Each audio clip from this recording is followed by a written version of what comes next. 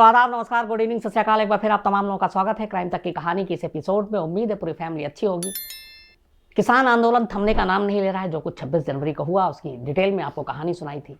जो ITO पे हुआ, जो लाल किले पे हुआ, ट्रैक्टर रैली के दौरान दिल्ली पुलिस अब तक करीब 35 से ज़्यादा FIR दर्ज कर चुकी है। कई किसान नेताओं के भी नाम हैं। उसके बाद यूपी सरकार ने एक आदेश दिया अपने DM पुलिस को कि गाजीपुर बॉर्डर पे जो किसान बैठे हैं उस जगह को खाली कराई जाए। कल शाम को एक्शन होना शुरू भी हो गया था, लग रहा था कुछ होगा और किसान हट जाएंगे, लेकिन फिर सारी चीज़ें थोड़ी देर में बदल गई। किसान संगठनों ने ये ऐलान किया है कि जब तक उनकी मांगें नहीं मानी जाएंगी वो उनका आंदोलन जारी रहेगा। किसान अलग अलग संगठन जो बैठे हुए हैं, चाहे वो सिंघू बॉर्डर हो या टिकरी बॉर्डर हो या फिर गाजीपुर बॉर्डर हो, उनका ये कहना है कि 26 जनवरी को जो कुछ हुआ उसकी जांच होनी चाहिए।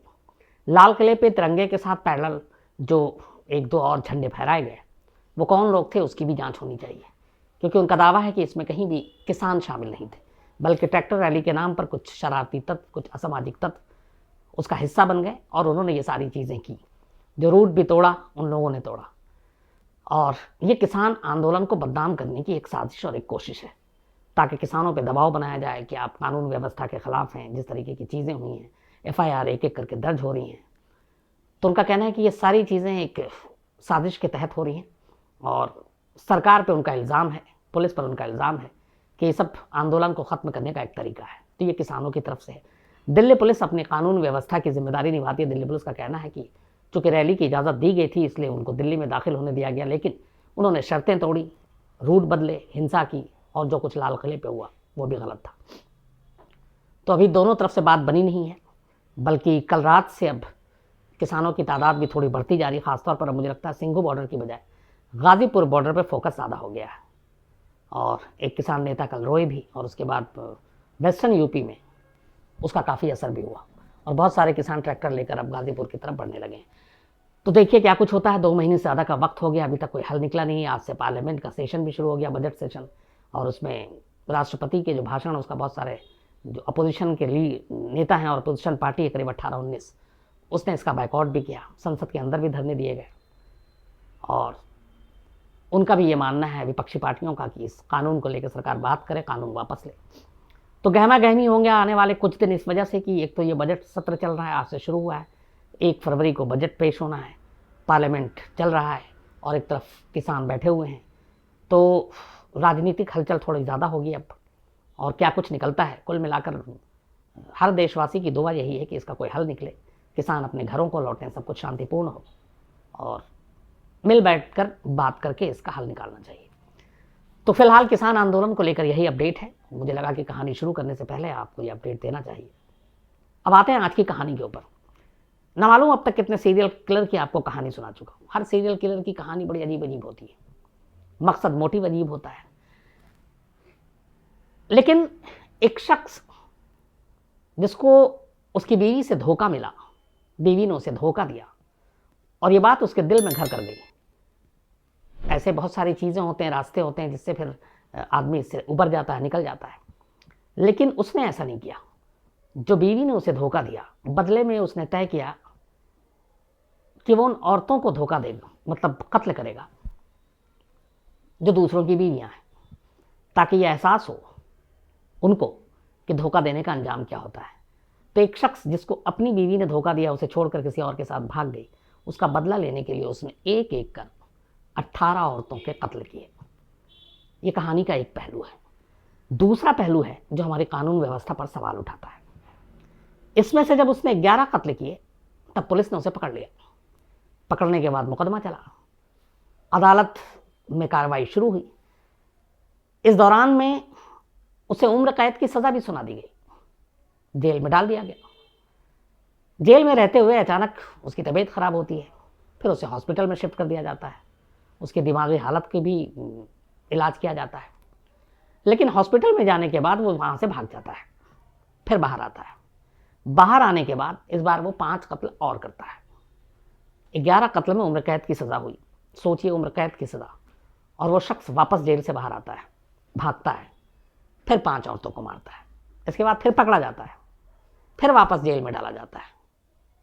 जेल में जाता है, उसके बाद उसे ज़मानत पर बाहर कर दिया जाता है।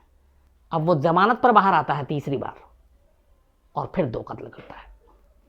तो 11, 5, 16 और 2, 18, कुल 18 कत्ल एक शख्स के नाम, और वह भी इसी महीने पकड़ा गया। कहानी हैदराबाद की है। हुआ यूं कि जो पिछला साल खत्म हुआ दिसंबर 30 दिसंबर की बात है, हैदराबाद के जो बंजारा हिल्स के पास एक महिला की लाश मिलती है। चेहरा बुरी तरह से जला हुआ था। पोस्टमार्टम होता है, पता चलता है कि चेहरे को किसी शराब या फिर पेट्रोल डालकर जलाया गया। महिला की उम्र करीब 30 साल के दरमियान थी। वहाँ की पुलिस टास्क फोर्स मामले की जांच करती रहती है। इसी दौरान में वहाँ से कुछ दूरी पर एक और महिला की लाश मिलती है। उसकी उम्र भी करीब 30 साल के आसपास थी। पुलिस अभी दोनों कत्ल को एक साथ जोड़कर नहीं देख रही थी। तफ्तीश चलती रहती है। करीब 18 दिन की ज़बरदस्त तफ्तीश के बाद, बहुत सारे सीसीटीवी फुटेज खंगालने, कुछ पुराने जो क्रिमिनल हैं उनसे पूछताछ करने के बाद पुलिस को कुछ सुराग मिलता है। और फिर पुलिस एक शख्स को उठाती है जिसकी उम्र करीब 45 साल, नाम रमुलू। जैसे ही पुलिस से रमुलू का आमना सामना होता है तो पुलिस उससे पूछताछ करती है। थोड़ी देर के बाद वो दोनों कत्ल की बात मान लेता है। अभी तक पुलिस को यही मालूम था कि इसने ये 2 कत्ल किए, लेकिन इसकी गिरफ्तारी की खबर हैदराबाद पुलिस के बाकी थानों और लोगों को जब मिलती है और पता चलता है कि गिरफ्तार रमुलू है, उसकी तस्वीर देखते हैं तो वो चौंक उठते हैं। कहते हैं इस शख्स ने तो पहले भी कत्ल किया है, ये तो वो शख्स है जो जेल से भागा हुआ है, फिलहाल बेल पर आया है, और 16 कत्ल इसके नाम। अब टास्क फोर्स की हवा खराब होती है। इसके बाद पूरे मामले की जांच की जाती है। सारे पुराने फाइल खोले जाते हैं। अदालत से जो बेल मिला, अदालत के रिकॉर्ड निकाले जाते हैं। फिर पता चलता है कि जिस शख्स को 2 कत्ल के इल्ज़ाम में हैदराबाद पुलिस ने गिरफ्तार किया, दरअसल उसके सर पर पहले से ही 16 कत्ल के इल्ज़ाम हैं, जिनमें से 11 कत्ल में उसे ऑलरेडी उम्र कैद की सज़ा हो चुकी है। बाकी के 7 कत्ल में अभी फैसला आना बाकी है, बल्कि 2 कत्ल में तो अभी मुकदमे की शुरुआत भी नहीं हुई। तो पुलिस ये सारी चीज़ों को जब एक साथ जोड़कर देखती है, फिर सिलसिलेवार सारी कहानियां जब जुड़ती हैं, तो पुलिस को पता चलता है कि 2001 में रमुलू नाम के शख्स की शादी होती है। तब उसकी उम्र थी करीब, यंग था एकदम। शादी के बाद वो बड़ा खुश था, लेकिन शादी के कुछ वक्त बीतते हैं, कुछ महीने बीतते हैं, रमुलू को अपनी बीवी पे शक होता है कि उसका किसी और के साथ अफेयर है। दोनों में फिर झगड़ा वगड़ा भी होता है। कुछ दिन के बाद उसकी बीवी भाग जाती है। पता करता है रमुलू तो पता चलता है कि वो उसी शख्स के साथ भागी है जिसके बारे में उसे शक था कि इन दोनों के बीच में कुछ अफेयर है। बीवी का यूं धोखा देकर किसी और के साथ भाग जाना रमुलू के दिल में बैठ जाता है और अब वो बदला लेने की फिराक में होता है। इसके बाद सबसे पहले वो अपनी बीवी से ही बदला लेना चाहता था। एक दिन मौका मिलते ही वो अपनी बीवी का गला दबाता है, उसे मारता है, उसके चेहरे को शराब से जलाता है और मौके से भाग जाता है। कायदे से अगर देखा जाए तो बीवी ने उसे धोखा दिया था, बीवी से उसने बदला लिया, कहानी खत्म हो जानी चाहिए, लेकिन ऐसा होता नहीं। अब उसके दिमाग में आता है कि चूंकि उसकी बीवी ने उसे धोखा दिया तो बहुत सारी और ऐसी औरतें हैं जो अपने शायद पति को धोखा देती हैं, तो और उनके ये एहसास दिलाने के लिए कि धोखे की सज़ा क्या होती है, उसने औरतों का कत्ल करने की एक तैयारी शुरू कर दी। इसके लिए ख़ासतौर पर उसने जगह चुनी ऐसी, उन औरतों को अपना निशाना बनाने की सोची जिनकी उम्र 30 के आसपास, 25, 30, 35 साल, जो वहाँ पे ताड़ी और शराब, जो देसी शराब है, वहाँ की बस्तियों में रहने वाली, वहाँ के उनके जो पति काम करते हैं ऐसे इलाकों में, तो वो ऐसे इलाकों में घूमता, अपने शिकार को ढूंढता और फिर कोई शिकार मिलता उसे बहला फुसला कर कहीं सुनसान जगह पर ले जाता, उसके साथ शारीरिक संबंध बनाता, चाहे पैसे देकर या ज़बरदस्ती, शराब पिलाता, कई बार नशे में भी उसने ऐसा किया, और फिर गला घोंटकर या पत्थर और किसी और चीज़ से सर को कुचलकर वो उसका कत्ल कर देता। अपने कई विक्टिम को उसने कत्ल करने के बाद जो शराब वो पी रहा होता साथ में ले जाता, विक्टिम को भी पिलाता, वो उसके चेहरे पे लाश में डाल देता और आग लगा देता ताकि उसकी शिनाख्त ही ना हो सके। तो ऐसी एक के बाद एक कई जली हुई लाशें जब मिलनी शुरू हुई, जिसमें चेहरा ही खासतौर पर जलाया गया था और कुछ अगर सामान होता तो वो लूट कर चला जाता, तो हैदराबाद पुलिस के कान खड़े हुए, क्योंकि तरीका एक था, मॉडस ऑपरेंडी एक तरीके का था। तो पुलिस ने अब केस की तफ्तीश शुरू की तो जब तफ्तीश शुरू की तो धीरे धीरे लोगों के बयान से जो हुलिया सामने आया वो रामोलू का था। इसके बाद पुलिस ने स्केच बनाए, बाकी चीज़ें बनाई और फिर रामोलू को पहली बार 2009 में नरसिंघी के नज़दीक जो हैदराबाद में ही है वहाँ से गिरफ्तार कर लिया गया 2009 में। 2001 से उसने क्राइम करना शुरू किया था, 8 साल तक वो क्राइम करता रहा, लेकिन पहली गिरफ्तारी हुई उसकी 2009 में। और जो गिरफ्तारी हुई आखिरी कत्ल के सिलसिले में, तो जब पुलिस ने उससे पूछताछ की तो उसने फिर अपने सारे जुर्म कबूल कर लिए। उसने कहा कि वो 2001 से अब तक 8 सालों में 11 औरतों का कत्ल कर चुका है और सभी को एक तरीके से मारा, या तो गला घोंटकर या पत्थर से, और फिर उनमें से कुछ को छोड़ दिया क्योंकि उसके पास शराब बची नहीं। जहाँ जहाँ शराब नहीं बची वहाँ वहाँ उसने उन महिलाओं के चेहरे नहीं जलाए, क्योंकि कोई और दूसरी चीज़ थी नहीं उसके पास और वो पेट्रोल और बाकी चीज़ लेकर जाता नहीं था। तो वो कुछ शराब की मात्रा बचा कर रखता था कत्ल करने के बाद चेहरा जलाने के लिए, लेकिन कई बार वो पूरा पी गया तो उसके पास शराब बची नहीं, तो फिर वो बिना चेहरा जलाए हुए मौके से भाग गया। 2009 में रामोलू की गिरफ्तारी होती है। सारे एक एक करके पुलिस उन 11 कत्ल की कड़ियों को जोड़ती है, चार्जशीट अदालत में दाखिल करती है, अदालत में ये मामला पहुंचता है, सुनवाई शुरू होती है। इसके बाद फरवरी 2011, 2 साल के अंदर अंदर हैदराबाद की एक लोकल कोर्ट अपना फैसला सुनाती है और रामोलू को इन 11 औरतों के कत्ल के इल्ज़ाम में उम्र कैद की सज़ा सुना देती है। रामोलू अब जेल चला जाता है। जेल जाने के बाद उसकी तबीयत थोड़ी सी, वो जेल में दिखाता है कि बिगड़ रही है या कुछ है, वो दिमागी हरकत भी उसकी कुछ अजीब सी थी, ऊट पटांग बातें करता था, अजीब हरकत करता था। तो जेल स्टाफ को लगा कि इसकी पता नहीं मेंटल हालत ठीक है कि नहीं, तो इसीलिए उसको फिर एक सरकारी हॉस्पिटल में एडमिट कर दिया गया। वो सरकारी हॉस्पिटल में एडमिट जब हुआ तो 2011 फरवरी में उसे उम्र कैद की सज़ा सुनाई गई और 30 दिसंबर बल्कि 30 दिसंबर 2011 को हॉस्पिटल में इलाज के दौरान वो 5 और कैदियों के साथ उस सरकारी हॉस्पिटल से भाग गया। पुलिस की तमाम सुरक्षा के बावजूद उसे काफ़ी ढूंढा गया, इधर उधर पुलिस की टीम गई, हाथ पैर भी फूले हुए थे। 11 कत्ल, 11 औरतों का कातिल, और इस तरीके से भाग जाना मतलब बाकी औरतों की सुरक्षा के लिए खतरा था, तो उसको पकड़ना बहुत ज़रूरी था। पुलिस उसके पीछे लगी रही लगातार, लेकिन वो पुलिस को चकमा देकर भागता रहा। आखिरकार मई 2013 मतलब दिसंबर 2011 में वो भागा। पूरे 2012 में वो अरेस्ट नहीं हुआ और 2013 में भी जब 6 महीने लगभग गुजरने वाले थे, तब मई में एक मुखबिर की एक निशानदेही पर रामोलू को हैदराबाद के करीब से ही गिरफ्तार कर लिया गया। तो 2011 में उम्र कैद की सज़ा हुई। 2011 में वो हॉस्पिटल से भाग गया और करीब 1.5 साल के बाद 2013 मई में वो दोबारा अरेस्ट हुआ। दोबारा अरेस्ट जब हुआ तो उसे वापस जेल भेजा गया, क्योंकि ऑलरेडी उसको लाइफ इम्प्रिजमेंट उम्र कैद की सज़ा थी। लेकिन जब दोबारा गिरफ्तारी हुई तो पता चला, फिर उसने कबूल किया कि इन 1.5 सालों में जेल से भागने के बाद उसने 5 और औरतों को मार डाला है। अब उन 5 केस स्टडी को और जांच की गई, इन्वेस्टिगेट किया गया और वहाँ से जो कुछ विटनेस थे उन्होंने देखा और पहचाना और माना, और फिर यह तय हुआ कि यही वो 5 औरतों का कातिल है। तो 9 तक जिसने 2009 तक 11 औरतों को मारा था, 11 में वो जेल से भागता है, 13 में पकड़ा जाता है और इन 1.5 साल में 5 औरतों को वो और मार डाल देता है।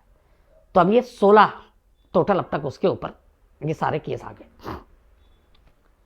ये जो बाकी के 5 थे, अब ये मामला नए सिरे से मुकदमा शुरू हुआ। 2013 का ये मामला था और ये चलता रहा। इसी दौरान में उम्र कैद के फैसले के खिलाफ ये हाई कोर्ट में पहुंच जाता है और हाई कोर्ट में अपील करता है कि उसके खिलाफ पुख्ता सबूत नहीं है, निचली अदालत के जो फैसले हैं वो गलत है, कोई सबसे अहम विटनेस भी इस केस में नहीं है, तो इसलिए उसको बरी कर दिया जाए।